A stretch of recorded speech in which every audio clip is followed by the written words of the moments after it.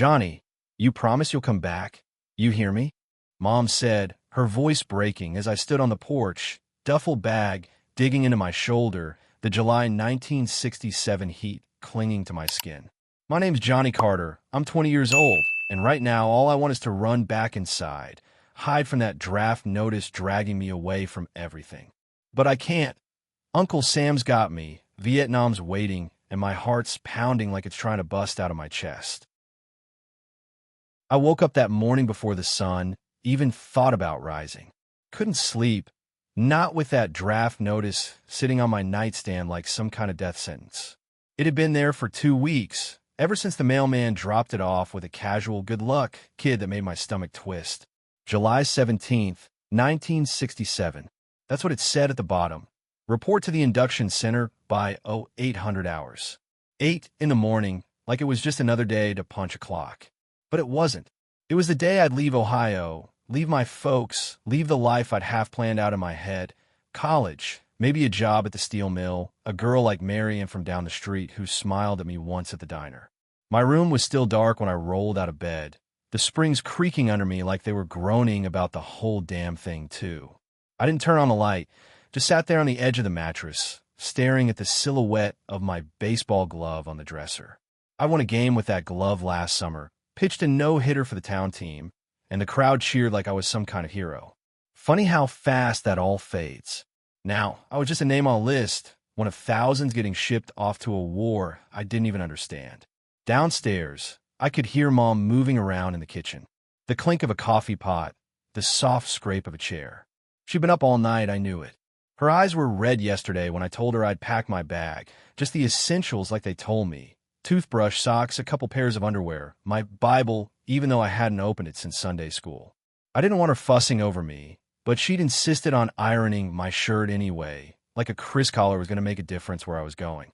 I pulled on my jeans and that shirt, buttoned it up slow, feeling the fabric stiff against my skin. Looked at myself in the mirror, short brown hair, a little messy from sleep, eyes that didn't look like mine anymore. Too wide, too scared. "Get it together, Johnny," I muttered, splashing cold water on my face from the basin. Didn't help much. When I got downstairs, Mom was standing by the stove, stirring oatmeal nobody was going to eat. The kitchen smelled like cinnamon and coffee, warm and familiar, and it hit me hard that I wouldn't have this again for a long time. Maybe ever. She turned when she heard my boots on the linoleum, and her face crumpled for a second before she caught herself. "Morning, Johnny," she said, voice shaky but trying to sound normal. "You want some breakfast?" "Nah, Ma, I'm good," I lied. My stomach was a knot, and the thought of food made it worse. She nodded, like she'd expected that, and went back to stirring. Dad was at the table, reading the paper, or pretending to. The headline screamed something about Vietnam, more troops, more fighting. He didn't look up, just kept his eyes on the page, but I saw his hands tighten around the edges. "Bus leaves at 7, he said finally, voice gruff. "You got everything?" "Yeah, Dad. Got all." I patted the duffel bag I'd dropped by the door, a green canvas thing I'd borrowed from my cousin Pete, who'd done his time in Korea.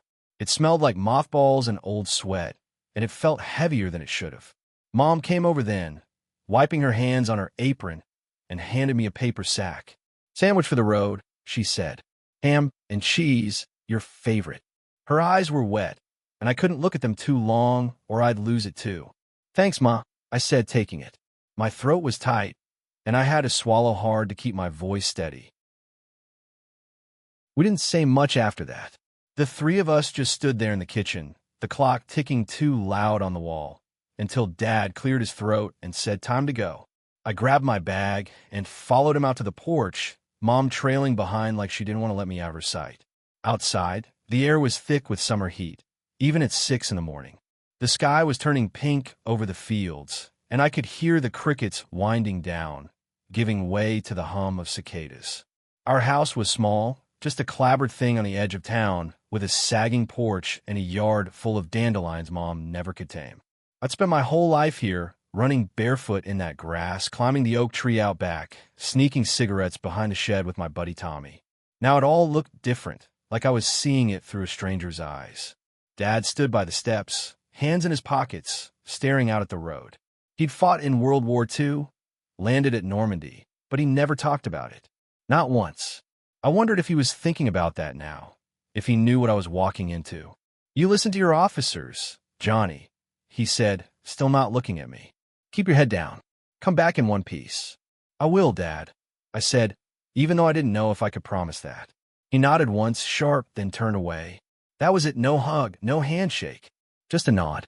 That's how he was. Mom was different. She stepped forward, grabbed my arm, and pulled me into a hug so tight I could feel her trembling. "You right, me, you hear?" she whispered, her voice breaking. "Every chance you get. I don't care if it's just a line. You let me know you're okay." "I will, Ma. I promise." I hugged her back, breathing in the smell of her flower and lavender soap. And for a second I was 5 years old again, clinging to her skirt after a nightmare. Then she let go, stepped back, and covered her mouth with her hand like she was holding in a sob. I wanted to say something else, something big, but the words wouldn't come. So I just picked up my bag and started down the steps, my boots thudding against the wood. Halfway to the road, I turned back. Mom was still on the porch, one hand on the railing, the other pressed to her chest. Dad had his arm around her now, and they looked small, fragile, like the house might swallow them up. I raised a hand, and they waved back, and that was it. The last time I saw them like that. The bus stop was a mile down the road, past the fields and the old gas station where I used to pump gas for pocket money. I walked slow, the duffel strap digging into my shoulder, the sandwich sack swinging in my hand. The sun was up now, painting the cornfields gold, and I tried to soak it all in, the rustle of the stalks, the smell of earth and gasoline, the distant bark of a dog. It was home, every bit of it, and I didn't know if I'd ever see it again. I passed Old Man Henderson's place, his pickup parked crooked in the drive like always. He was out front, watering his roses, and he gave me a nod when he saw me. "Off to the war. Huh, Carter?" he called, his voice raspy from years of Chesterfields. "Yes, sir," I said, stopping for a second. "Got no choice." He grunted, turned back to his flowers. "Didn't have one in 44 either. You take care, kid." That was all he said, but it stuck with me, like he knew something I didn't. Further down, I saw Marian's house, the little white one with the blue shutters. She wasn't out. Too early, probably, but I pictured her anyway, blonde hair tied back, that shy smile she'd given me at the diner last month when I'd bought her a Coke. I meant to ask her out, maybe take her to the drive-in, but then the draft notice came, and that was that. I kicked a rock into the ditch, feeling stupid for even thinking about it now. By the time I got to the bus stop, my shirt was sticking to my back, sweat trickling down my neck. It was just a bench under a rusty sign, next to the general store where Mr. Perkins sold penny candy and newspapers. A couple other guys were already there, duffel bags at their feet, cigarettes dangling from their lips. One was Tommy, my buddy from school, his red hair sticking out under a baseball cap. "Hey, Johnny," he said, grinning like it was no big deal. "You ready to be a hero?" "Shut up, Tommy," I shot back, dropping my bag next to his. "You look like you're gonna puke." He laughed, but it was shaky, and I could tell he was just as scared as me. The other guy, a tall kid with glasses I didn't know, just stared at the road, hands clasped tight in his lap.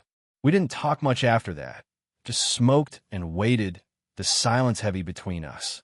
The bus rolled up at 7 sharp, a Greyhound with chipped paint and a driver who didn't even glance at us as we climbed on. I let Tommy and the glasses kid go first, then hauled my bag up the steps, the metal creaking under my weight. Inside, it smelled like diesel and stale tobacco, and the seats were half full.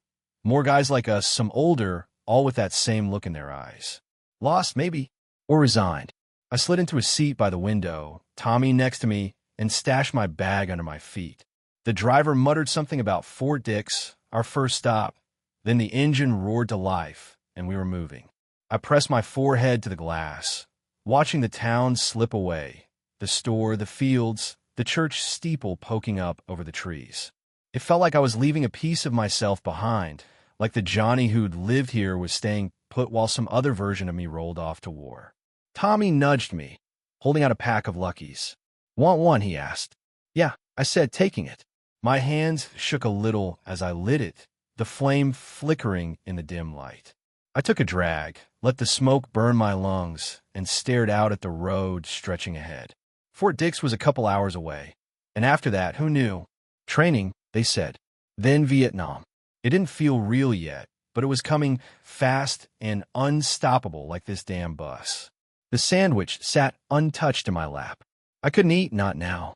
But I kept it there, a little piece of home, a reminder of Mom's hands packing it for me. Outside, the sun climbed higher, the fields gave way to highways, and I wondered what the hell I'd gotten myself into. One thing was sure, this was just the start. The real test was still out there, waiting. So there I was, rolling away from everything I'd ever known, a cigarette in my hand, and a knot in my gut that wouldn't quit. I didn't know it then, but that day, July 17th, 1967, was the last time I'd feel like the kid I used to be. Fort Dix was next, and after that, they'd turn me into something else. A soldier, they said, but that's a story for another time. For now, I was just Johnny Carter, scared as hell, with a long road ahead and no idea what was coming. I thought leaving Mom's arms back in Ohio was the worst it'd get, but then the bus dumped me at Fort Dix and hell broke loose. My name's Johnny Carter, and in August 1967, I went from a kid with a duffel bag to a number in a line, sleeping on dirt with a drill sergeant screaming in my face till I couldn't hear my own thoughts. That first night under the stars, I realized Vietnam wasn't the war yet. This place was, and it was already tearing me apart piece by piece. It started with the bus pulling out of that Ohio station back in July, but the real ride, the one that stuck with me, didn't end until August 2nd, 1967. I'd been on that Greyhound for hours, my legs stiff, my back aching from the lumpy seat, the paper sack from Mom long empty. Tommy was next to me, his red hair a mess, cracking jokes about how we'd be heroes by Christmas. "You'll see, Johnny," he said, lighting a cigarette, the smoke curling up in the dim light. "We'll come back with medals, girls all over us." I forced a laugh, but my stomach was a knot, and every mile took me further from the fields I knew. The bus wasn't full, just us and maybe 20 other guys, all quiet except for a kid in the back humming some tune I didn't recognize. The windows were cracked open, letting in hot air and the smell of diesel, and I kept my forehead pressed to the glass, watching Ohio turn into Pennsylvania, then Jersey.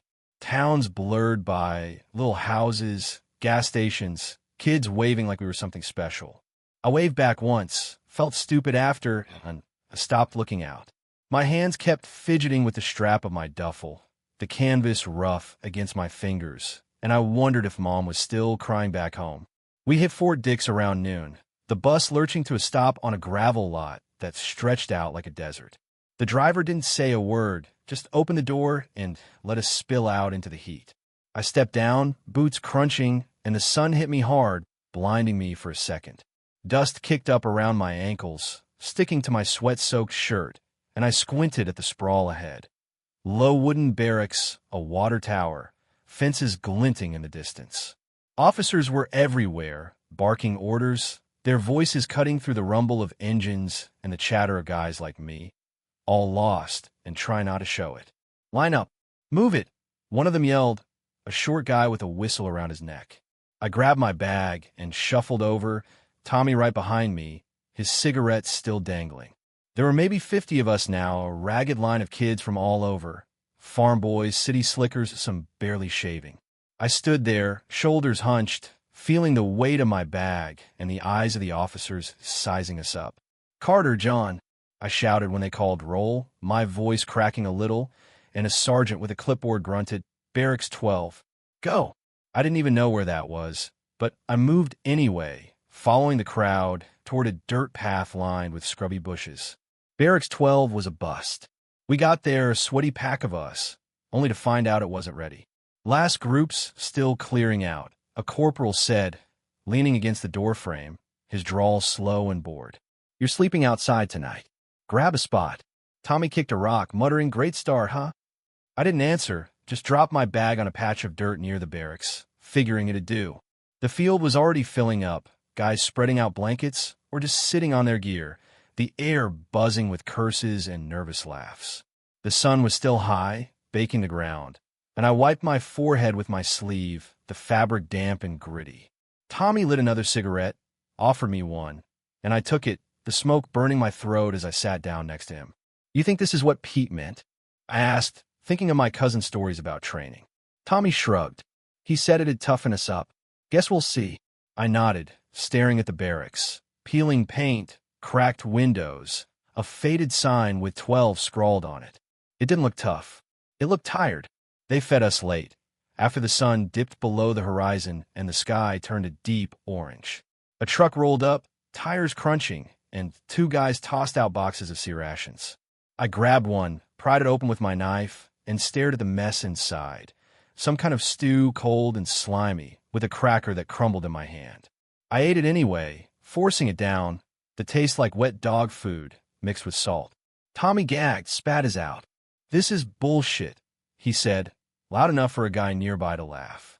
"Get used to it, Red," the guy shot back, a skinny kid with glasses. I didn't join in, just chewed and swallowed, my stomach growling too loud to care. Then the drill sergeant came. I was lying on my jacket, trying to get comfortable, when I heard the boots, fast, heavy, like a storm rolling in.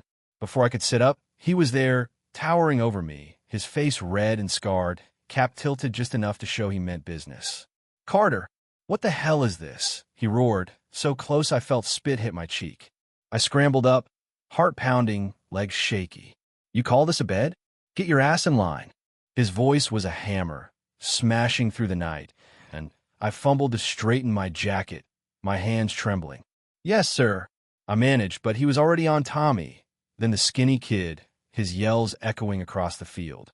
I stood there, frozen, while he tore into us, blankets too messy, boots in the dirt, everything wrong. "You think this is a damn picnic? You're soldiers now. Act like it."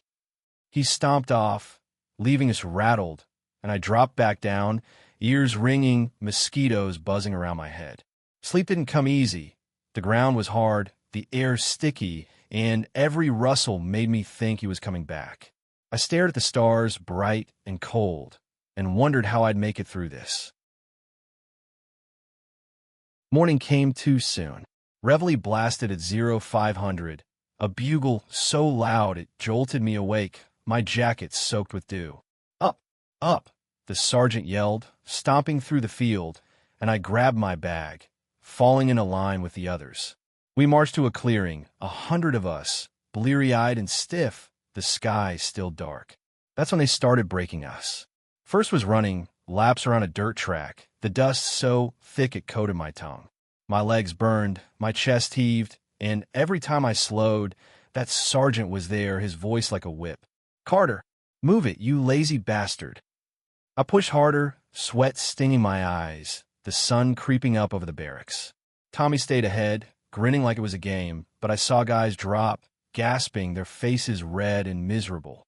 Then push-ups, 50, then 100, my arms shaking by 30, the dirt grinding into my hands.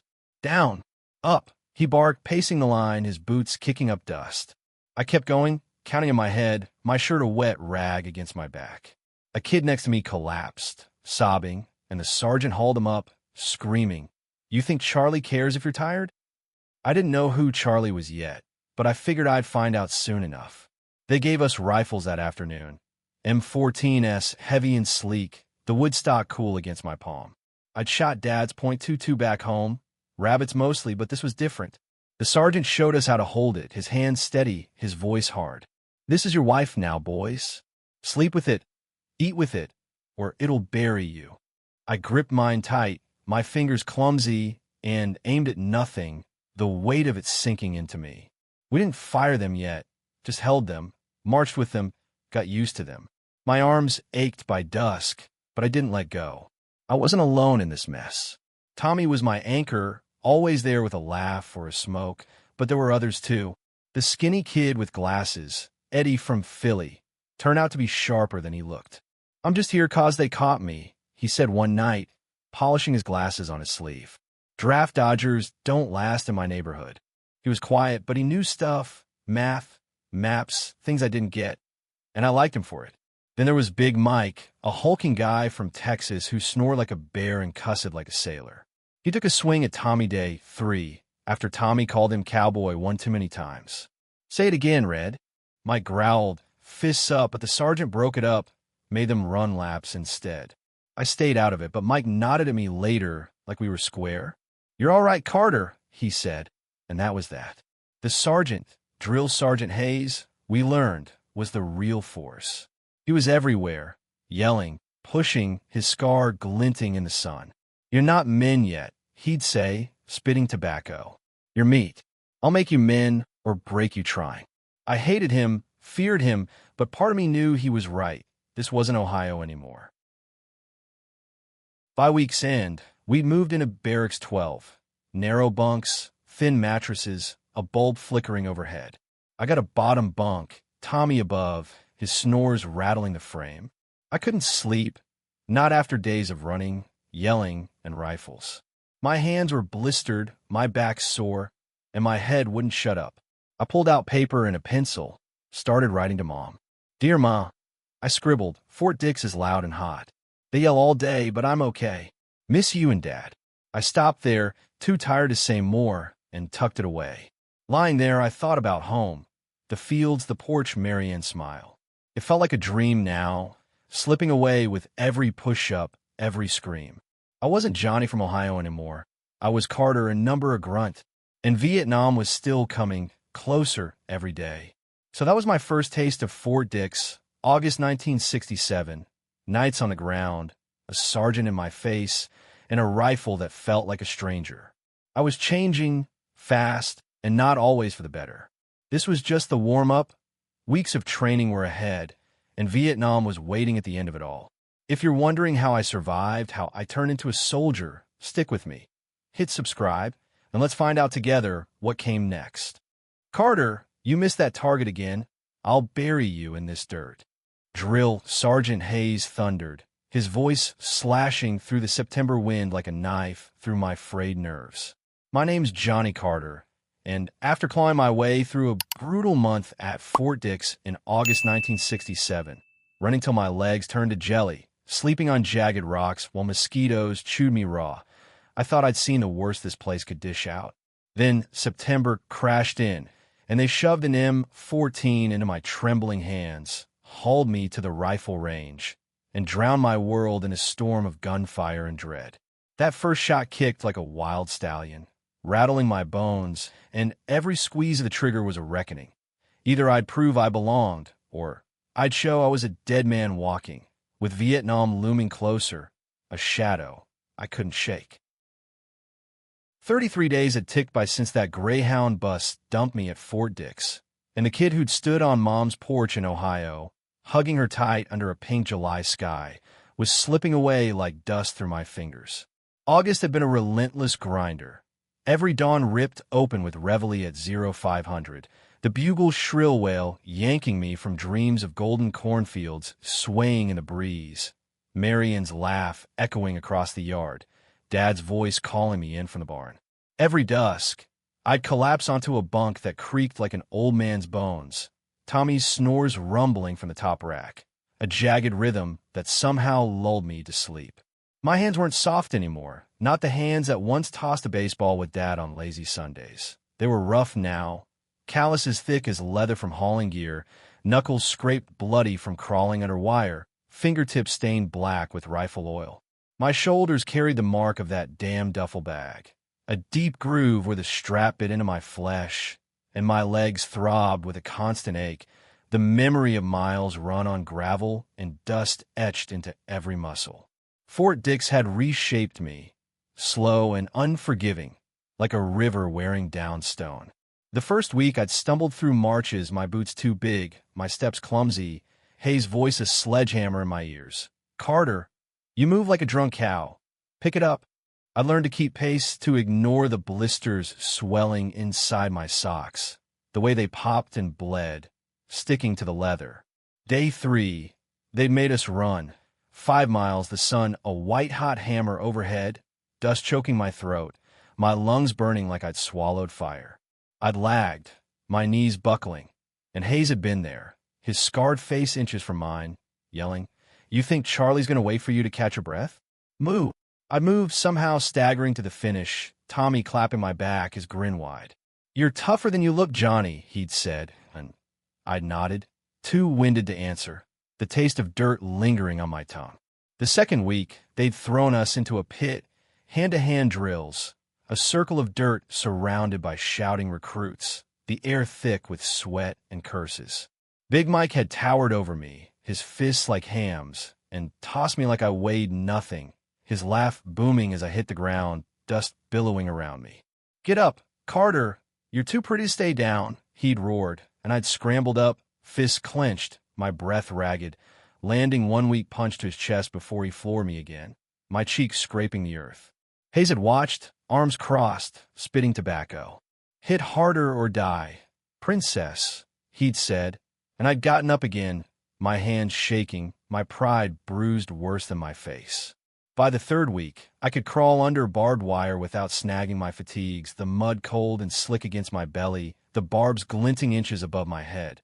Hayes barking, "Faster, you're dead if you're slow." I wasn't fast, but I kept moving, my elbows raw, my heart pounding, the memory of Dad teaching me to crawl through the barn loft flashing in my mind. Quieter times, softer dirt. Barracks 12 was my cage now, a squat box of splintered wood and stale air that smelled of mildew and unwashed bodies. The bunks were narrow, stacked too high, the mattresses thin and lumpy, sagging under our weight, stained with the sweat of countless recruits before us. The floor creaked with every step, a tired groan that matched the ache in my bones, and a single bulb overhead buzzed like a trapped wasp, casting jagged shadows across the walls, flickering when the wind rattled the windows. Tommy was my lifeline, his red hair aflare in the gloom, his voice cutting through the din with dumb jokes that somehow kept me sane. "We're going to be legends, Johnny," he'd say, flicking a cigarette, but onto the floor, the ember glowing briefly before it died, smoke curling up in lazy spirals. Medals, girls, the whole damn show. I'd nod, force a half-smile, but my stomach churned every time I thought about what was next. The range, the bullets, the war waiting beyond. Eddie stayed quiet, hunched over his notebook under that buzzing light, scribbling lines and numbers I couldn't make sense of, maps of Philly streets, maybe, or tallies of push-ups, his pencil scratching soft against the paper. "Keeps me from losing it," he muttered one night, pushing his glasses up his nose, the lenses smudged with oil and dust, and I left it alone, glad he had something to hold on to. Big Mike filled the space with his bulk, 6'3", hands like slabs of meat, his bunk sagging under him every night, his snores a freight train that rattled the walls. He'd curse Hayes under his breath, his Texas drawl thick as molasses, "That bastard gonna kill us all." But he'd push through, his big frame heaving with every lap, every drill, a quiet strength I envied. They'd handed us the M14S in late August, a right that felt more like a sentence. 7 pounds of cold steel and polished wood. It thudded into my hands when Hayes tossed it over, his eyes narrow, his voice a growl. "This is your wife now. Carter, treat her right, or she'll bury you."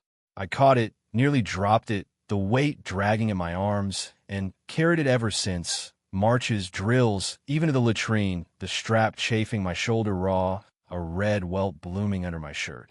At night, I'd slide it under my bunk, run my fingers over the barrel, the stock, the trigger guard, tracing the smooth curves, trying to find something familiar in it, like Dad's old .22. I'd use to plink cans off the fence back home, the ping of metal sharp in the quiet air. But this wasn't Ohio, and the M14 wasn't for cans. It was for men, for blood, and I wasn't sure I could face that. Hayes made us clean them every evening, stripping them down as springs and pins, the oil slick under my nails, the smell sharp and bitter like gasoline and metal mixed. "You're not soldiers till you shoot," he'd growl, pacing the barracks, his boots thudding on the wood. "And most of you'll shoot like damn fools. Prove me wrong." The last days of August crawled by, each one a countdown to something bigger, heavier. I'd lie awake, the bulbs hum drilling into my skull, picturing Mom at the kitchen table, her hands folded over a chipped coffee mug, steam rising in the morning light, Dad out in the barn, the clank of his tools faint through the walls. Mary Ann's face flickered in, her brown eyes, her laugh when I tripped chasing her through the fields, the way she'd smelled like wildflowers in summer. I'd written Mom twice, short notes scratched out on crumpled paper. "I'm okay, Ma. It's loud here. Miss you." I didn't tell her about the sweat soaking my shirt, the yells splitting my ears, the way my hands shook when I held that rifle, the way I'd wake up gasping, dreaming of dirt and blood. September 3rd, 1967, loomed like a thunderhead rolling in, and I knew it'd test me. Break me or make me, no middle ground. September 3rd slammed into me like a freight train, dawn breaking cold and sharp over Fort Dix, the air crisp with the first hint of fall. Reveille hit at 0500, the bugle's wail slicing through the dark like a blade, and I jolted awake, my blanket twisted around my legs, the damp scent of dew-soaked grass seeping through the cracked window. Tommy groaned from the top bunk, rolling off with a thud that shook the frame, his boots hitting the floor beside me. "Rise and shine," he mumbled, rubbing his eyes with the heel of his hand, his red hair a wild tangle against the gray light. I swung my legs out, boots thumping the wood, the chill biting through my socks, and fumbled for my fatigues, olive drab, stiff with crusted sweat and dust, the fabric rough as I pulled it over my shoulders, the collar scraping my neck. My M14 waited under the bunk, its barrel glinting faintly in the dim glow of the bulb, and I slung it over my shoulder, the weight settling into that familiar ache, the strap tugging at the welt it had carved into my skin. Outside, the barracks yard was a blur of shadows and motion. Hayes already there, a hulking figure in the half-light, his voice booming over the crunch of gravel under 100 boots. "Range day, ladies. Move your sorry asses." His cap sat crooked, that scar of his catching the first rays like a jagged slash across the morning, and I fell in a line, the rifle bouncing against my back, my breath puffing white in the cool air. The march to the range was a mile, maybe more, cutting through the sprawl of Fort Dix. Low barracks with chipped paint, their windows dark and blank, a water tower looming like a silent giant, barbed wire fences stretching into the haze, glinting faintly as the sun climbed. The skies softened from gray to orange, the light spilling over the trees, and I kept my eyes on the ground, counting steps, left, right, the rhythm a lifeline against the thudding in my chest, the M14 strap digging deeper with every stride, the leather creaking against my shirt. The range opened up ahead, a long, flat stretch of dirt scarred by years of boots and bullets, lined with wooden targets 50 yards out, their black silhouettes stark against the green swell of a hill beyond, the grass patchy and worn. Sandbags marked the firing line, piled haphazardly, their canvas faded to a dull gray, frayed at the edges where the stitching had given way, and a handful of sergeants stood off to the side, arms crossed, faces carved from stone, their eyes tracking us like hawks. Hayes waved us in, his voice a thunderclap over the wind whipping through the open field. 10-minute time.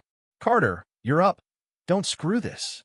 I stepped forward, my heart slamming against my ribs, my boots sinking slightly into the cracked dirt, and dropped to my knees behind a sandbag, the earth cold and gritty through my pants, tiny pebbles pressing into my skin like pinpricks. Tommy took the spot left of me, flashing that dumb grin, his freckles sharp in the morning light, his breath puffing out in little clouds. Eddie knelt right, his glasses slipping down his nose, his fingers fumbling as he adjusted them, his breath fogging the lenses. Hayes strode over, ammo crates clanking in his wake, the sound sharp against the rustle of the wind, and handed out rounds, 20 each, brass cartridges spilling into my palm, cold and smooth, heavier than they looked, their weight a quiet promise of what was coming. My fingers shook, fumbling as I loaded them into the magazine, the metal clicking softly against itself, each snap a jolt to my nerves, and I slid into the M14, pulled the bolt back, heard the sharp snap of it locking into place, the sound echoing in my skull. "Lock and load." Hayes barked, pacing behind us, his boots kicking up little puffs of dust that stung my eyes, and I pressed the stock to my shoulder, my cheek brushing the wood, the grain rough against my skin, the faint smell of oil and polish rising from it.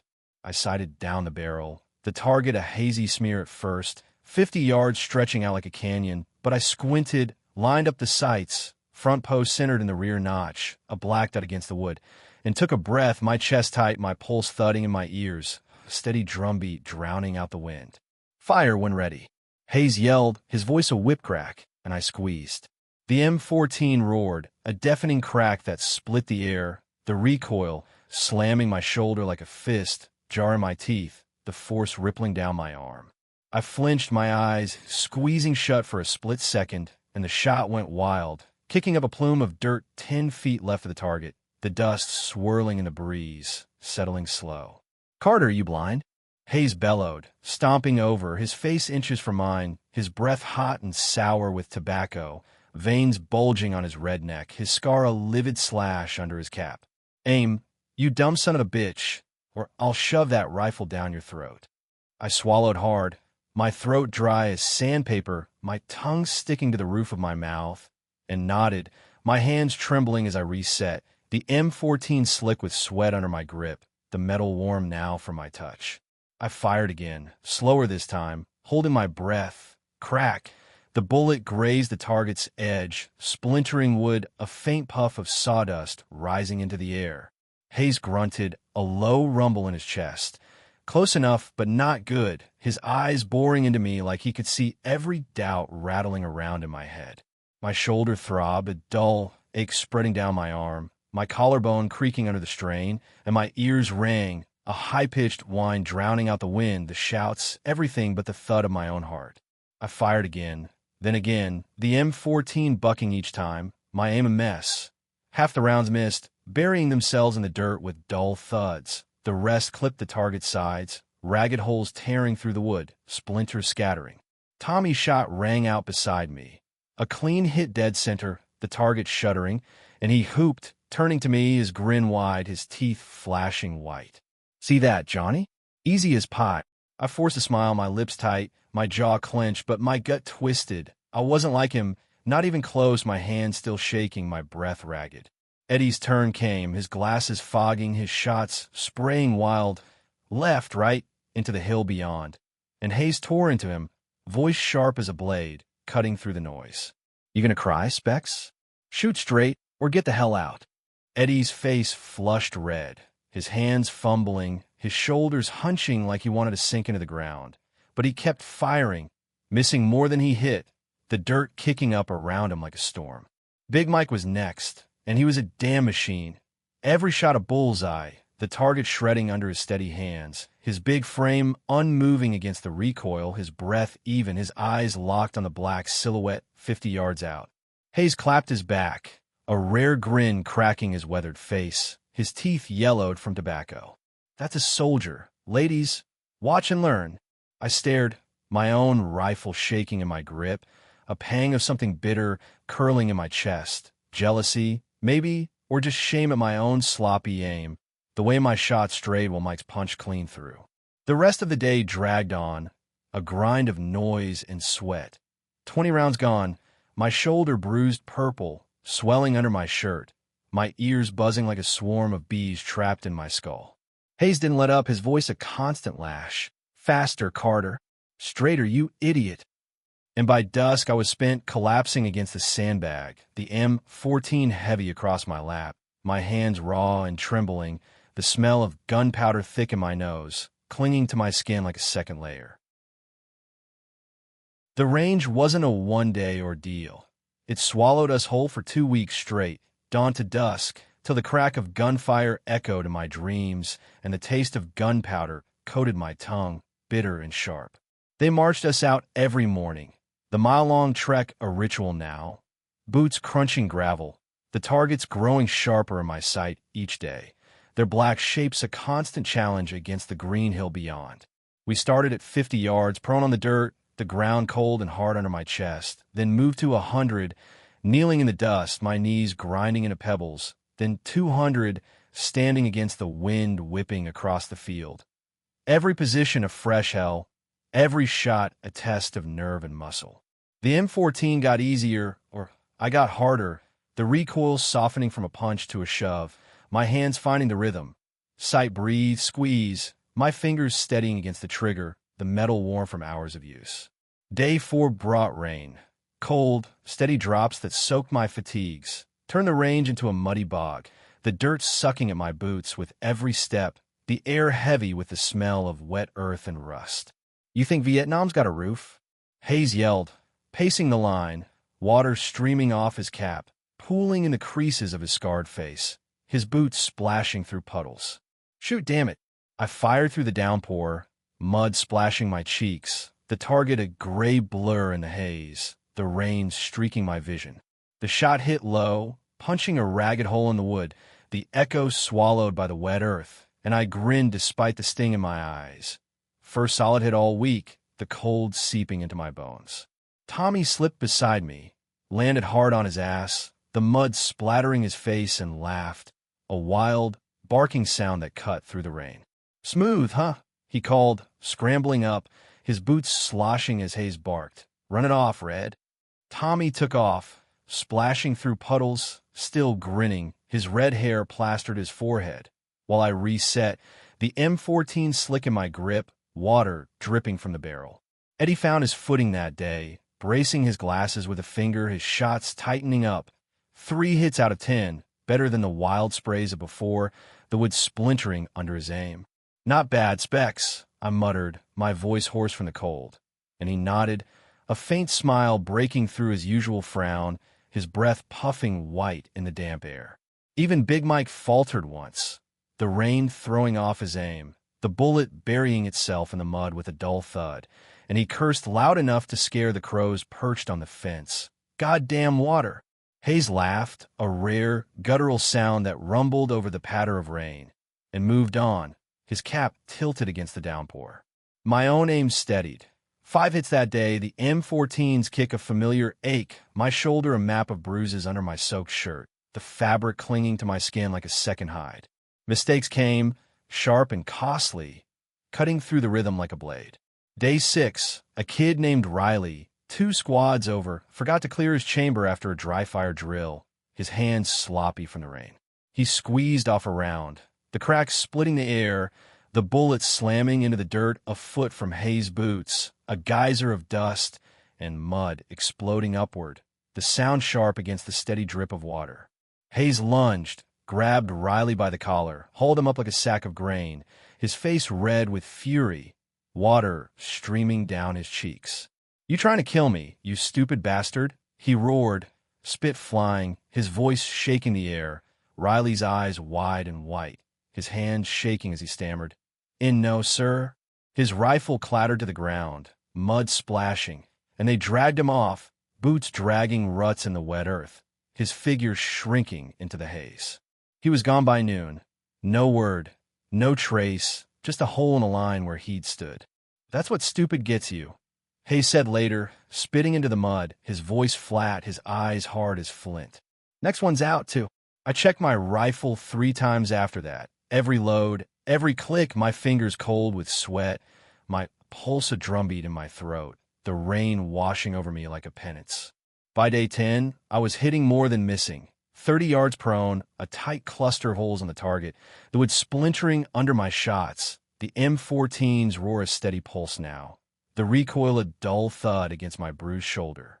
Tommy kept acing it, his targets a mess of bullseyes, his laugh ringing out after every hit, his voice cutting through the wind. "Beat that, Johnny!"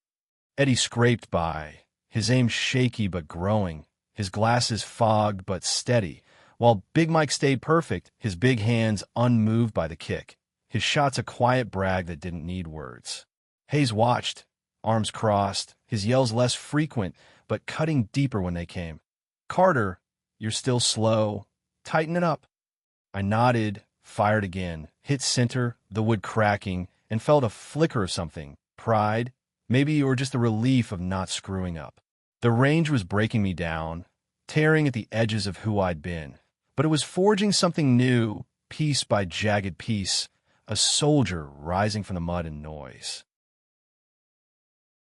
The range wasn't just about bullets. It was about us, the ragged pack thrown together in this churn of mud and gunfire, each of us clinging to something to keep from drowning. Tommy was my lifeline, his red hair a flare in the chaos, his voice a constant hum of dumb hope that somehow held me together. "We're gonna be snipers, Johnny," he'd say, winking over a cigarette as we cleaned our rifles, the smoke curling up in thin wisps, the ember glowing briefly in the dim barracks light. "Back home, they'll write songs about us, ballads, the kind you hear on the radio." I'd roll my eyes, the corner of my mouth twitching, but it kept me sane, his grin a tether when the days dragged too heavy, his laugh a light in the dark when I'd wake gasping from dreams of dirt and screams. Eddie opened up slow, peeling back the quiet like a shell cracking, showing me his notebook one night under the flickering bulb, the pages crinkled and smudged with oil. He'd drawn maps, Philly streets winding like veins, tiny sketches of the range with targets marked by XS, a tally of shots in the margins. "Helps me think," he said, his voice soft, almost lost under the bulb's buzz, his glasses smudged with grime, his fingers trembling slightly as he turned the page. "Back home, I'd mapped the alleys, kept me out of trouble." I nodded, leaning closer, the pencil lines sharp against the paper, glad he'd found something to hold on to, something to keep him from breaking when Hayes' yells hit too hard. "You're good at that," I said, and he shrugged, a faint smile tugging at his lips, the first I'd seen in weeks. Big Mike was a mountain, 6'3", hands like slabs of meat, his bunk groaning under him every night, the frame creaking as he shifted. He'd softened, though, tossing me a cigarette one evening after a long day, his drawl thick as he lit it with a match, the flame flaring briefly in the dark. "You're tougher than you look, Carter. Didn't think you'd last past week one." I took it, the smoke sharp in my lungs, curling up my nose, and muttered, "Thanks, I guess," the taste bitter but welcome. He'd grin, a rare crack in his scowl, and we'd sit there, silent, the barracks humming around us, the air thick with the smell of oil and sweat. But he clashed with Tommy, day 8, in the rain. Tommy pushed too far, calling him cowboy, while we reloaded, the word sharp over the patter drops. Mike swung, clipped Tommy's jaw with a wet smack, and they went at it, fists splashing mud, grunts and curses mixing with the downpour till Hayes broke it up, his voice a roar. "Run it off, you damn fools," he barked, sending them around the track, Tommy laughing through a bloody lip, Mike growling like a bear, his boots pounding the earth. Next day, Mike tossed Tommy a candy bar, muttered, "Truce, Red," and it was done. Rough, messy, but real, a bond forged in bruises. Riley's mess shook us harder, a crack in the rhythm that wouldn't heal. Day 6, that stray shot near Hayes' feet, the way they hauled him off, it stuck like a splinter under my skin. Nobody talked about him after, like he'd never existed, his spot on the line filled by some new kid who didn't speak, but I saw it in Eddie's eyes, the way he double-checked his rifle, his hands lingering on the bolt, in Tommy's quiet when we ate that night, his fork scraping the tin plate slow. "Could have been any of us," he said once low, his voice barely above a whisper, and I nodded, the thought cold in my gut, settling like lead. It hung over us, a silent warning. Screw up, and you're gone, erased, just another ghost in the mud. Hayes was the storm we all weathered, the eye of this hurricane of dirt and noise. Mid-30s, scarred from forehead to jaw, his voice could wake the dead, and he owned the range like a king on a battlefield.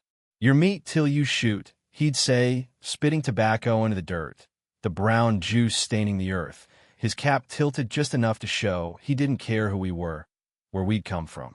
I hated him, feared him, my stomach knotting every time his boots thudded closer, but he was carving us into something. Day 10, he grabbed my M14, adjusted my grip, his rough hands forcing mine into place, barking, "Like this, Carter, don't flinch, damn it." I fired, hit center, the wood cracking sharp, and he walked off, leaving me staring at the hole, my hands still tingling, my breath caught in my throat. He was breaking us to build us, and it was working, slow and cruel, his shadow a constant weight over every shot. September 17th was qualification day. 50 rounds, 3 positions, 200 yards, the sun high and the wind light, the air warm with the last breath of summer. I knelt at the line, my M14 steady now, the wood warm against my cheek, the barrel glinting faintly in the light. I fired slow, prone first, 20 hits, the dirt puffing under each shot, the echo rolling across the field. Kneeling, Tim, my knees grinding into the gravel, the stones biting through my pants. Standing, 2 more, my arms shaking but holding my breath steady, 32 total, enough to pass, my shoulder a patchwork of black and blue, swollen under my shirt. Tommy scored 45, his target's a mess of bullseyes, his laugh ringing out as he slapped my back. Eddie scraped 30, his glasses fogged, but steady, his hands less shaky now. Big Mike hit 48, grinning like he'd conquered the world, his big frame casting a shadow over the line. Hayes didn't cheer, just nodded, his voice flat, his scar catching the sun. "You're not useless yet." I sat there, rifle across my lap, the weight sinking into me, my hands raw, my ears still ringing, a dull hum that wouldn't fade. That night, back in Barracks 12, the bulb buzzed overhead, a faint yellow glow spilling across my bunk, flickering as the wind rattled the window. I pulled out paper and a pencil, the lead dull from weeks of use, the wood chipped, and wrote to Mom, my hand cramped, the words slow. "Dear Ma, I started, shot today, passed the test.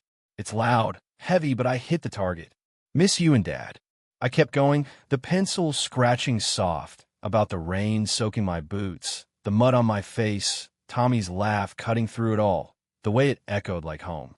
I didn't write the fear, Riley's ghost haunting me, the way Vietnam felt real now, a place I'd walk into with this rifle in my hands. But it bled into every line, a shadow. I couldn't shake my chest tight as I scratched out the words. I tucked the letter under my pillow, lay back, the bunk creaking under me, Tommy's snores a steady drone above, the air thick with the smell of oil and damp wood. Home was fading. Mom's kitchen, the coffee pot hissing, Dad's barn, the clank of his tools, Mary Ann's voice calling me across the fields, and I wasn't sure who I was without them, who I'd become in this place. So that was September 1967 at Fort Dix. Me and that M14, slogging through mud and Hayes' fury, turning bullets into something I could carry, something I could live with. I wasn't just Johnny from Ohio anymore. I was a soldier, or damn near it, and Vietnam wasn't a distant whisper on the radio, but a hard truth taking shape, a place I'd soon call my own. The range was behind me, but Fort Dix wasn't done. Months of grueling drills stretched ahead, each one tightening the knot, each one pulling me closer to the day I'd leave it all behind. January 1968 was coming, and with it, a ship waiting to carry us away, away from America, from home, into the unknown. Want to see how I said goodbye to everything I knew, how I stepped off this soil for the jungles half a world away? Stick with me, subscribe, and let's face that farewell together. Last call, Carter. Move it or stay behind. The sergeant barked, his clipboard slamming shut with a crack that cut through the C-131's engines roaring to life, a guttural growl that shook the icy tarmac under my boots. My name's Johnny Carter, and on January 15th, 1968, I stood at the edge of Fort Dix, staring into the open maw of that gray metal beast of a plane, my duffel bag digging into my shoulder like a claw, my heart hammering so hard I thought it'd leap out and sprint back to Ohio. After months of mud, bullets, and Hayes' screams forging me into something I barely knew, this was the line. Step onto that ramp, and America would fade behind me. Home slipping away as Vietnam loomed ahead, a shadow I couldn't outrun. September's rifle range had been the first cut, carving me open with its noise and dirt, but Fort Dix didn't stop there. It kept slicing month after month till I was something new, something harder. October rolled in cold, the air sharp with frost, and they marched us out at night. Miles through the dark, boots crunching frozen grass, breath puffing white under starless skies. My M14 hung heavy on my shoulder, the strap chafing through my jacket, and Hayes haunted us, his voice a whip in the wind. "Keep moving, ladies, or you're dead meat." We'd stumble, packs dragging us down, the cold biting my fingers till they numbed, but I learned to push through, eyes locked on Tommy's red hair ahead, a beacon in the black. Grenade drills came next, late October, the ground hard under my knees as they dropped those green eggs into my hands, cold, heavy, the pins slick with sweat. "Pull and throw, Carter. Don't blow yourself up." Hayes barked, and I did, my heart in my throat, the pin popping free with a faint click. I hurled it, ducked behind a sandbag, and the blast hit, a deep boom that shook the earth, dirt raining on my helmet, the smell of burnt powder sharp in my nose. Tommy hooped beside me, tossing his own, like 4th of July, huh? And I grinned, shaky, the memory of Ohio fireworks flashing, red and gold over the fields, merry and clapping beside me. But this wasn't a celebration. This was war prep, and every throw sank that truth deeper. November turned brutal, bayonet drills in the gray dawn, the sun weak and pale, breath fogging as we stabbed straw dummies till my arm screamed. The blade glinted cold steel on my rifle's end, and I drove it in, hate bursting, Hayes pacing, stick it like you mean it, Carter, or it's sticking you. Tommy laughed, his dummy shredded. Think of it as a hog back home, Johnny, and I tried, picturing Dad's barn, the pig snorting, but the weight of it, killing, not slaughtering, settled heavy. Big Mike tore through his grunting, while Eddie fumbled, his glasses slipping, the bayonet wobbling till Hayes yelled him straight. My hands blistered, the rifles would rough, but I kept going, the rhythm sinking in, thrust, pull, thrust, each one a step toward Vietnam. December was the end game. Final tests under a sky heavy with snow, the air so cold it hurt to breathe. Firing lines stretched out, 200 yards of targets in the frost, my M14 steady now, the recoil a dull thud I'd mastered. I hit 35 out of 50, breath steady, snow dusting my helmet, Hayes nodding, better, Carter. Obstacle courses followed, ropes burning my palms, walls scraping my knees, mud freezing to my boots, and then the gas chamber, masks tight, eyes streaming as the smoke clawed my throat. Breathe it, ladies, Hayes shouted, and I did, coughing, tasting acid, till we stumbled out, spitting into the snow. By January, I wasn't Johnny from Ohio anymore. I was Private Carter, dog tags clinking, a soldier shaped by Fort Dix's grind, ready or not for what waited. Barracks 12 held us through it, a creaky shell of wood and iron, the air thick with cigarette smoke and sweat. Tommy's snores rattled the bunks. Eddie's notebook thickened, maps of Philly, sketches of Grenade pits, and Big Mike's curses softened, his big frame hunched over gear checks. We'd talk late, voices low, Tommy's farm, the silo he'd climbed, Eddie's alley fights, Mike's cattle drives under Texas stars.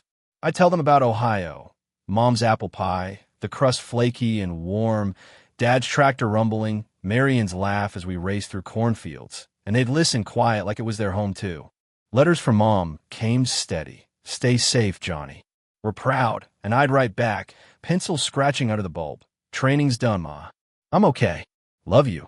I didn't mention the nightmares, gunfire I hadn't heard, faces I hadn't seen, waking me in a cold sweat. January 1968 dawned icy. The ground a sheet of white. The sky flat and gray over Fort Dix. Orders hit after Christmas. 1st Battalion, 12th Infantry, shipping out to Cam Ranh Bay, Vietnam calling us like a debt due. Hayes read it off, spitting into the snow. Your soldiers now, don't screw it up over there. My gut knotted, tight and cold, and the days after blurred. Packing gear, rifles oiled, papers signed till my wrist ached. The C-131 flights were set for January 15th, a convoy to take us west, then across the Pacific, and I felt it closing in. America fading, home a memory I'd carry in my pocket. January 14th was our last full day, a Sunday, so cold the air stung my lungs, the ground crunching under my boots as we lined up for roll call. Hayes stood there, clipboard in hand, his breath puffing white, voice rough, Carter, Thomas, Wilson, Martinez, gear up, you're out tomorrow. Tommy nudged me, his gloves brushing my arm. Real soldiers now, huh, Johnny? I nodded, throat tight, the M14 slung over my shoulder, its weight familiar, the steel cold through my jacket. We spent the morning packing, fatigues folded, boots polished, canteens rattling, the rifle I'd cleaned till my hands stank of oil, stuffing it into duffels that smelled of canvas and dust. Eddie worked quiet, his notebook tucked into his bag, glasses fogging as he bent over, while Big Mike wrestled his zipper, cursing, Damn thing's tighter than a steer's hide. Till Tommy laughed, helping him shut it. Need a hand, cowboy? Afternoon was gear checks, sergeants barking. Rifle, Carter, show me. I held it up, bolt clicked, barrel gleaming, my hand steady now, the blisters from September long calloused over. We marched to the armory, turned in extra ammo, the brass clinking as it hit the crate, then back to the barracks, boots crunching ice, the sky turning pink at the edges. I stopped by the range, empty now, targets weathered, the dirt where I'd knelt still scarred, and stood there, breath fogging, remembering Hayes' yells my first wild shot, the splintered wood when I'd finally hit.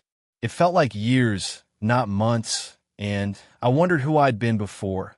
Johnny tossing a ball, not this guy with a rifle and orders to war. That night, sleep wouldn't come.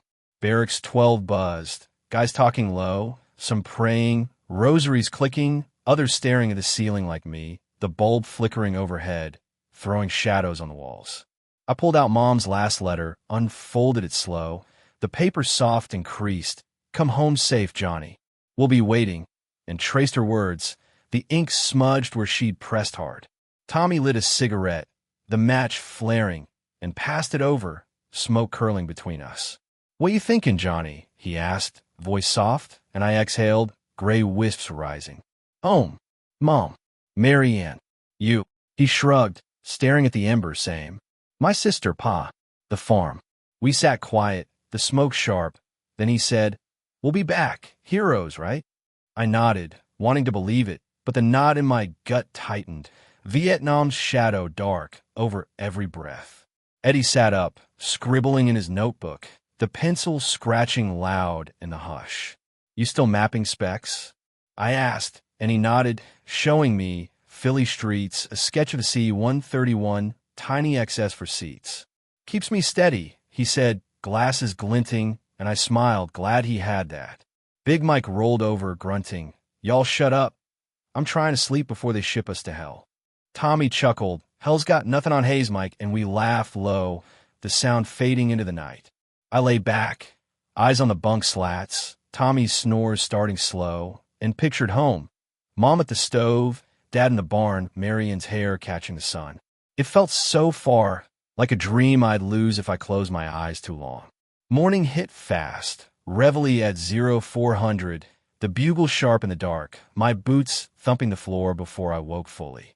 We dressed quick, fatigue stiff with cold, breath fogging as we laced up, and hauled our gear outside, the sky black, stars faint over the barracks. Trucks rumbled up, engines growling, exhaust thick and bitter, and we loaded in, duffels thumping the metal floor, rifles clattering against seats. The ride to the airstrip was short, Fort Dix sliding past, barracks dark, fences glinting, the water tower a shadow against the dawn. And I watched it go, my breath fogging the window, a hollow ache spreading in my chest. This place had torn me apart, put me back together, and now I was leaving it, leaving everything, for a war I couldn't yet see. The airstrip was a madhouse, planes lined up, C-131 squat and gray, their props spinning, a roar that rattled my bones and drowned the shouts. Floodlights cut the dark, casting long shadows, and sergeants yelled over the noise. First Battalion, this way. Move it, move it. I climbed out of the truck, duffel heavy on my shoulder, boots crunching ice, the cold biting through my gloves, my fingers stiff. Tommy stayed close, his red hair bright under the lights. Eddie behind, glasses fogged. Big Mike towering over us, his face hard, jaw clenched. We lined up, names barked off. Carter, John R. Present. My voice hoarse, the clipboard sergeant nodding, and shuffled toward the plane, a hulking beast of metal, its ramp down, open like a mouth ready to swallow us whole. I stopped at the ramp's edge, breath puffing white, and turned back, my eyes tracing Fort Dix one last time. The barracks a dark sprawl, the range where I'd fired my first shot, the dirt where Hayes had screamed me into a soldier. Beyond it, I saw Ohio, Mom waving from the porch, her apron dusted with flour. Dad in the barn, oil on his hands, Marian running through the fields, her laugh on the wind. And my throat closed, a lump I couldn't choke down, my eyes stinging in the cold. Last call, Carter. Move it!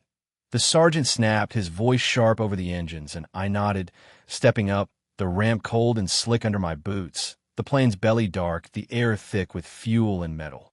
Inside, it was tight. Rows of canvas seats, webbing sagging, gear stacked high along the walls, the floor vibrating under my feet.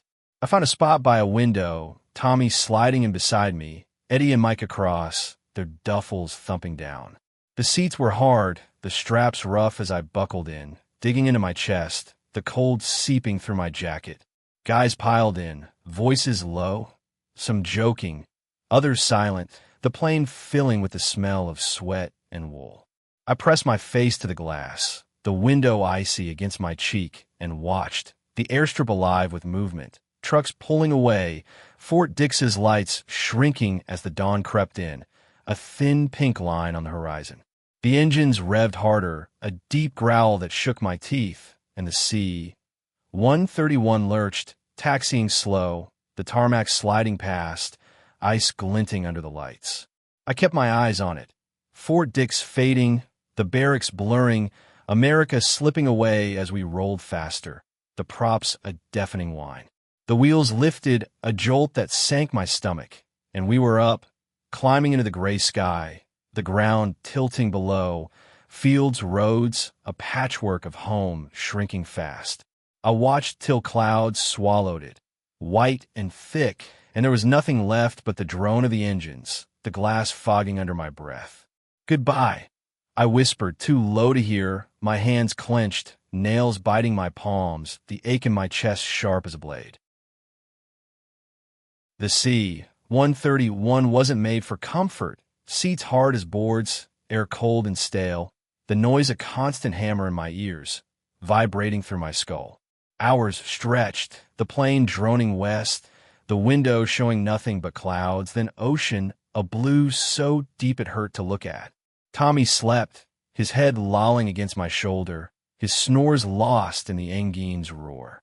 Eddie scribbled in his notebook, pencil scratching, his glasses slipping as he hunched over. Big Mike stared ahead, jaw tight, hands gripping his knees, the knuckles white under his gloves. I watched the glass, my breath fogging it, the world outside a blank slate, my mind drifting back. Mom's kitchen, coffee brewing, Dad's barn, hate dust in the air, Marian's voice calling me across the fields. They were sharp, those memories, cutting deeper with every mile, fading as Vietnam grew real, a place I'd land, a war I'd fight. First stop was California, Travis Air Force Base, late afternoon, the plane jolting down, tarmac hot under the wheels. We piled out, stiff and sore, the air warm, smelling of jet fuel and salt. A quick stretch, a smoke, Tommy lighting up, passing it over, better than Fort Dix, huh? Then back in, engines roaring again, west of Hawaii. Oahu hit at night, the runway lit, palm trees swaying in the dark, the air thick and humid as we refueled. No time to linger. Guam came next, dawn breaking over the Pacific, the island a green speck below, the plane rattling as we landed, then took off again, the cycle endless. Load, fly, land, repeat. Each stop a step farther from home, closer to the war. Days blurred, 2, maybe 3, the engine's my only clock, the hum sinking into my bones. We ate sea rations, cold beans, crackers crumbling, meat paste that stuck to my teeth, past a canteen, the water warm and metallic. Talk kept us sane. Tommy about his sister's wedding, the cake she'd promised him, Eddie about a mutt he'd fed in Philly, Mike about roping cattle, the dust in his lungs. I told them about the 4th of July, fireworks bursting over Ohio fields, red and gold, Mary in beside me, her hair soft against my cheek, the air smelling of sulfur and grass. You'll see her again, Tommy said, clapping my arm, his eyes steady, and I nodded, clinging to it, the fear gnawing anyway. What if I didn't? Sleep came in fits, head against the window, the glass cold, dreams of home twisting in a gunfire, mud, faces I didn't know. I'd wake, heart pounding, the plane still droning, Tommy snoring, the dark outside unbroken. Vietnam was close now, not a name, but a weight heat jungle bullets, and I felt it pressing, my hands sweaty on the straps, my rifle stowed but heavy in my mind. So that was January 1968. Me boarding that C-131, watching America fade through a fogged window, leaving Fort Dix, Ohio. Everything I'd ever known for a war I couldn't yet grasp. The flight dragged me west, then south, over oceans and days, till Vietnam wasn't just a word, but a horizon I'd hit hard. February 5th, 1968, was rushing closer. Pleiku, a dusty strip in the Highlands, where I'd step off into heat and chaos, where the real fight would start with Tommy, Eddie, and Mike beside me. Want to know how I faced that first step? How that red dirt felt under my boots? Stay with me, subscribe, and let's land in Pleiku together. I'm Johnny Carter, and on February 5th, 1968, the C-131's ramp hit the ground with a metallic scream that jolted my spine, dumping me straight into Pleiku's heat, a thick, suffocating wave that slammed my face and burned down my throat like I'd swallowed a lit match. Red dust exploded under my boots, swirling up in clouds that stung my eyes and painted my olive green fatigues the rusty shade I'd never wash out. The choppers roared overhead, their blades chopping the air with a relentless thump-thump that hammered my skull, drowning out the last echoes of America I'd carried from that long Pacific flight. My duffel bag dug into my shoulder, heavier than it had ever been, my M14 strapped tight across my chest. It would warm against my sweaty palms, and I stood there, frozen for a heartbeat, staring at Vietnam's raw, wild face. After days of engines droning, Fort Dix fading, and Ohio slipping through my fingers like a dream I couldn't hold. This was it. My war started here, on this cracked airstrip, under this merciless sun, and I couldn't shake the whisper in my head. Will I ever make it back? The plane's engines still growled behind me as I took my first step off that ramp, my legs wobbling like they'd forgotten how to move after hours folded up in the C-131's belly. My boots hit the ground, sinking a half-inch into the red dirt, and the heat wrapped around me, tight and heavy, like a wet blanket I couldn't shake off. Sweat beaded on my forehead, trickling down my temples, and I blinked hard, the dust blurring my vision. Tommy stumbled out next, his red hair matted under his M1 helmet, freckles popping against his pale skin, his brown eyes squinting into the glare. "Jesus, Johnny, it's like walking into an oven," he croaked, wiping his face with a sleeve already streaked with dirt, and I nodded, my throat too parched to answer. Eddie came after, his small frame hunched under his gear, glasses fogged with steam, clutching that damn notebook of his like it was a lifeline. "Hotter in Philly in August," he muttered, adjusting his specs, and I saw his hand shake a little, the pencil trembling as he tucked it behind his ear. Big Mike followed, all 6'3" of him, his black hair slick with sweat, gray eyes scanning the airstrip like he was sizing up a steer back in Texas. "Move, Carter," he grunted, shoving past, his duffel thumping against his broad back. And I stepped aside, feeling small next to him, my own gear dragging me down. The airstrip was a madhouse, Hueys buzzing like giant wasps, their downdrafts blasting us with more dust, soldiers shouting over the noise, crates banging as they hit the ground. I squinted through the haze, my blue eyes stinging, and saw jeeps tearing past, tires kicking up red clouds that stuck to my lips and coated my tongue. My dog tags clinked against my chest, warm as my skin now, and I shifted my M14, its weight settling into my bones, a reminder of Fort Dix, those cold mornings on a range, his barking in my ear. But this wasn't Fort Dix anymore. This was real, and the choppers weren't practice runs. They were loaded, blades gleaming, lifting off to places I couldn't see, places I'd go soon. A sergeant strode up, short, wiry, skin burned red under a faded cap, a cigarette smoldering between his lips. "Line up, grunts.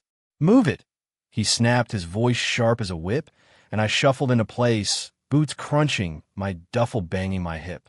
Tommy fell in beside me, muttering, "He's no haze, but he'll do," and I smirked, though my stomach churned. Eddie stood stiff, glasses slipping, while Big Mike loomed at the end, arms crossed, his jaw tight. The sergeant paced, eyeing us like meat. "First platoon." "Huh? Welcome to Pleiku. Don't die on day one," he said, exhaling smoke, and I swallowed hard, tasting dust and fear. I glanced back at the C-131, its gray shape shrinking as soldiers swarmed it, unloading gear, and I saw Ohio in my head. Mom waving from the porch, Mary Ann's hair catching the sun. It was gone now, swallowed by this red haze, and I wasn't sure I'd ever find it again. We stood there, sweating, as the sergeant barked orders, names, numbers, assignments, his clipboard a blur in his hands. The heat pressed harder, my helmet baking my skull, and I shifted my weight, boots grinding the dirt. Tommy nudged me. "Think they got showers?" And I snorted, "Not for us, pal." Eddie scribbled something, his pencil scratching fast, and Big Mike spat into the dust. "Better in freezing at Dix." I nodded, but the truth sat heavy. This wasn't better, just different, and I felt in my bones. Vietnam wasn't letting go easy. They marched us to a staging area, a cracked slab of earth under a tin roof shack, the sun hammering down like it wanted us dead. I dropped my duffel with a thud, the sound lost in the chopper roar, and wiped my face, my hands smearing red with dust. It smelled sharp, dry earth jet fuel, and something bitter like burned grass, and I coughed, the taste coating my throat. Back home, dust was soft gray, kicked up by Dad's tractor or my old bike, but this was meaner, alive, clawing into my lungs. I thought of Ohio's fields, the cool air off the creek, and Pleiku laughed at me, its heat a fist in my chest. Tommy flopped beside me, pulling off his helmet, his red hair sticking up wild. "This dirt's gonna kill me for its own due," he said, grinning, and lit a cigarette, the match flaring bright in the shade. I took it from him, the smoke harsh but familiar, cutting through the dust taste, and exhaled slow, watching it curl up. "Better in Hayes' gas chamber," I said, and he chuckled. "Yeah, at least I can breathe this." Eddie sat cross-legged, his small frame dwarfed by his gear, glasses fogged again, scribbling in his book. Lines, maps, maybe Pleiku's airstrip. "Keeps me steady," he said when I raised an eyebrow, and I nodded, glad he had something. Big Mike leaned against a post, his big hands brushing dust off his fatigues. "Hotter in, a Texas grill," he muttered, and I smirked, picturing him roping cattle under a sun like this. A Huey swooped in close, its wind blasting us, grit pelting my face, and I shielded my eyes, watching soldiers climb out, lean, hard-eyed, uniform stained dark with sweat and dirt. One guy, young but hollow, caught my stare, his cheeks sunken, rifle dangling loose. He nodded, quick and sharp, and I nodded back, my gut twisting. They'd been out there in the green, and they looked like they'd left pieces behind. The chopper lifted off, thumping away, and I wondered how long it'd take to look like that. How many days till Pleiku carved me down of bones and dust? We sat there, waiting, the heat sinking deeper, my fatigues clinging wet to my skin. Tommy passed me the cigarette again. "You think Mom's baking today?" he asked, voice soft, and I pictured her, apron dusted with flour, the kitchen warm with cinnamon. "Maybe," I said, "apple pie like always." He grinned. "Save me a slice when we're back." And I nodded, though the wind felt far fragile. Eddie looked up. "Philly's got pretzels, soft ones," he said, and Big Mike grunted, "Steak's better in pie." We laughed, short and rough, holding on to those scraps of home, the dust settling around us like a shroud. The sergeant came back, barking, "Gear check now," and I stood, slinging my M14, its weight familiar but heavier here. We lined up, opening duffels, canteens rattling, socks spilling, my hand steady now, calluses from Fort Dix rough against the canvas. I pulled out Mom's letter, creased and soft, and tucked it back quick, not ready to read it here, not with Pleiku watching. The sergeant paced, rifles clean, grunts, "Jungle don't wait," and I nodded, running my thumb over the M14's barrel, its oil faint under the dust smell. This wasn't a range anymore, this was war, and I felt it creeping closer, step by red dust step.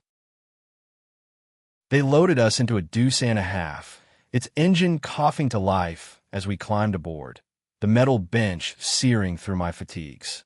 I took the tailgate, Tommy beside me, Eddie and Big Mike across, our gear clattering as the truck jolted forward. The airstrip shrank behind, Pleiku unfolding, tin shacks glinting, tents flapping, red dirt stretching to green hills under a sky too bright, too blue. The heat rode with us, my helmet baking, sweat dripping down my neck, and I gripped my M14, its barrel cold against my knee, a lifeline in this furnace. The road was a mess, ruts jarring us, dust pouring in thick, coating my face, my tongue, my teeth. Tommy coughed hard, spitting over the side. "Tastes like blood," he said, wiping his mouth, and I nodded, remembering Ohio's dirt roads, soft, gray, Mary and pedaling beside me, her laugh on the wind. This dust was different, sharp, red, sticking like it owned me, and I spat too, watching it hit the road, a dark spot swallowed fast. Big Mike leaned back, arms crossed. "Beats snow any day," he said, and Eddie adjusted his glasses, sketching the hills, his pencil bouncing with the truck. "Philly's got asphalt. None this," he muttered, and I wondered what he drew. Home, or this alien place pulling us in. A chopper buzzed low, its shadow racing over us, blades chopping the air, and I craned my neck, watching it dart into the green. "That's us soon," Tommy said, voice tight, and I nodded, the knot in my gut twisting harder. Those hills weren't just pretty. They hid jungle, Viet Cong, bullets, and I wasn't ready, not yet. The truck hit a bump, slamming my spine into the bench, and I gripped the edge, my knuckles white, staring at the dust trail behind us.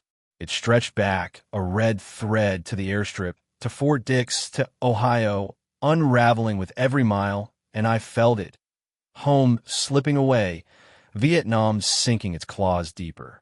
We passed a burned-out truck off the road, blackened, twisted, tires melted, and I stared, my breath catching. Tommy whistled low. Somebody didn't make it, and Big Mike's gray eyes narrowed. "Keep your eyes up, Carter." I nodded, but the wreck stayed with me, its metal glinting in the sun, a ghost of what could be. Eddie sketched it, his pencil fast, and I wondered if he'd show it someday, if we'd ever get to tell this story. The road stretched on, hills closing in, and I gripped my rifle tighter, the heat pressing, the dust choking, Pleiku's welcome wearing thin. The truck rolled into Camp Inari as the sun dipped low, gold streaking the hills, the gate ahead, barbed wire curling, sandbags piled high, a guard tower casting a long shadow. I jumped down, boots sinking into the dirt, the heat easing a touch, though it still clung to my skin like a second shirt. Tents sprawled out, olive drab against the red earth, soldiers moving slow, some shirtless, skin burned dark, others hauling crates, rifles slung low. The air hummed, choppers thumping far off, a generator buzzing, voices barking orders, and I stood there, duffel on my feet, M14 in hand, letting it sink in. A corporal waved us over, leathery face, tired eyes, a faded patch on his sleeve. "First platoon this way. Gear up, bunk down," he said, pointing to a tent row, and I followed Tommy, Eddie, and Big Mike, our boots kicking dust, the smell hitting me again, fuel, sweat, and that sour rot like fruit left too long. The tent was a sweatbox, canvas trapping the heat, cots sagging, a bulb flickering yellow overhead. I dropped my gear, the cot groaning under me, and peeled off my helmet, my brown hair plastered wet, sticking to my forehead. Tommy flopped down, grinning, "Home sweet hell, huh?" And I smirked, though it didn't feel like a joke. Not here. Big Mike unpacked slow, his big hands steady, muttering, "Texas barn's cooler in this," while Eddie sat cross-legged, writing fast, his glasses fogged again. I pulled out Mom's letter, soft, creased from Fort Dix, and held it, her words faint under my thumb, "Stay safe, Johnny." I hadn't written back, not since the flight, and Pleiku felt too far, too strange. The choppers pulsed outside, a heartbeat I couldn't ignore, and I lay back, the canvas above me rippling, the dust in my lungs, my mind drifting. Mom at the stove, Dad's tractor rumbling, Marian's voice calling me across the fields. It was sharp, that memory cutting through the heat, and I clenched the letter, not ready to let it go. Night fell slow, the heat softening, the sky bruising purple over the hills. I stepped outside, M14 slung over my shoulder, the air alive with bugs, mosquitoes whining, nipping my neck, my hands swatting uselessly.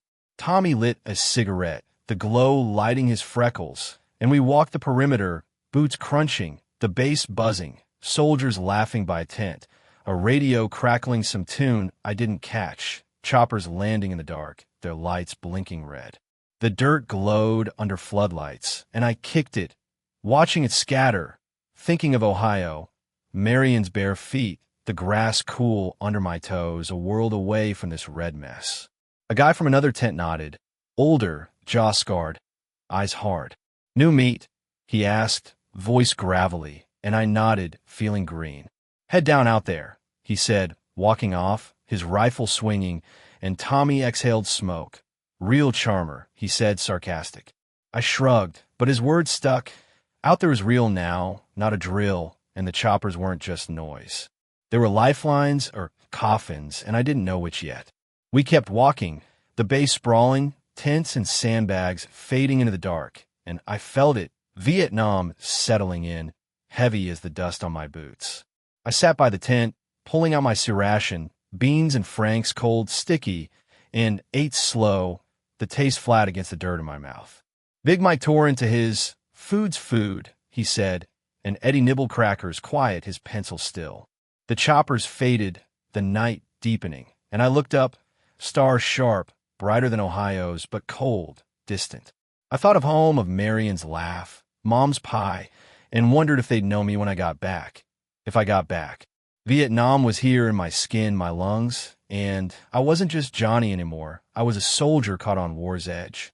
So that was February 5th, 1968, me stepping off that sea, 1:31 in a Pleiku's heat, red dust choking my throat, choppers pounding the sky, pulling me from Fort Dix's ice and Ohio's fields into Vietnam's wild heart. I'd left everything behind. Mom's kitchen, Mary Ann's smile, the life I knew, and landed here, a grunt in a war I couldn't yet grasp. That first day stretched me thin, from the airstrip's chaos to camp in Nari's tents, and night fell with a promise I couldn't name. February 6th, 1968 was hours away, my first night in that tent, when I'd hear B-52s rumble like thunder, feel the ground shake, and ask myself if I'd live through this. Want to know how I faced that darkness, how those bombs changed everything? Stay with me, subscribe, and let's step into that night together.